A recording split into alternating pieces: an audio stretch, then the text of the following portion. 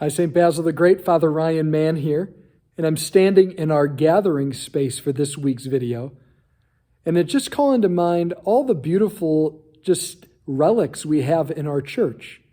Some churches have no relics, and I wonder how many times you and I stop to pray with these relics. These relics are clothing or parts of saints that have gone before us. And the saints have two important truths to teach us. One is that anyone can become alive with God's own life and beauty and love. And the second thing is all saints are dead. Why are both important? Well, the first one is so many times you and I are our own worst enemy. We put up roadblocks to intimacy and power and grace of God. Oh, I'm just a salesman, I can't do anything. Or I'm a stay-at-home mom. Or I'm just a saleswoman. Or I'm just a parish priest in Brecksville. We put up all these limitations on what God can do with us. And the truth is, when you look at all the saints, there is nothing that can stop the love of God in Christ Jesus from consuming a man or woman, setting them on fire, and filling them with the joy of God. And so you and I sometimes need to stop and say, man, where am I limiting God? What in my life do I think is stronger or bigger than God? And look at him and say, Jesus, come and get me. Come and get me. Set me on fire.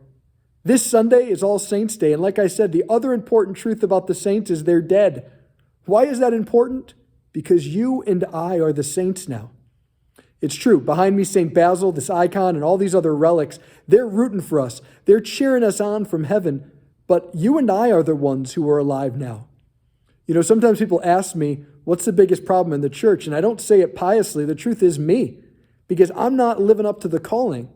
Why don't people believe in God anymore? Because you and I aren't saints yet, but we can be. The sacraments are the same sacraments the saints receive. The scriptures are the same scriptures. The prayers, the rosary, all of these great prayers are all the same prayers.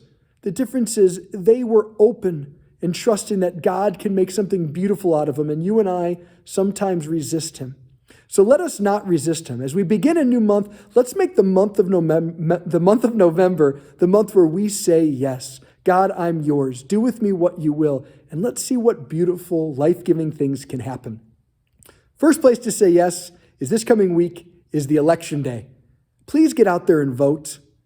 I know this has been a contentious, exhausting time, but I'm asking you to get the word out there. Stand in that line. Vote. The truth is, all these saints saw that the world was better the more it was Catholic, the more it was the gospel, the more it brought Jesus into the world. And you and I get a role in that. Some saints preached in front of judges. Some saints went out there and were martyred. Some saints wrote poetry. You and I get to use our hands and vote. May we bring the gospel more and more fully into our country. And if you have to stand in long lines or it's just annoying to vote this year, just know that that's the sacrifice of the 21st century in America. And offer that up and say, Lord, I offer this annoyance to you so that your will, your word, and your ways could be reflected in how I vote. We're praying for you all that our country can move through this time and move closer to God. And above all, I look forward to seeing you this Sunday, All Saints' Day, where every single saint joins with you and they say, we want you to join our number. And like that great song, we can sing with all the saints in glory. God bless and have a wonderful weekend and a blessed and holy November.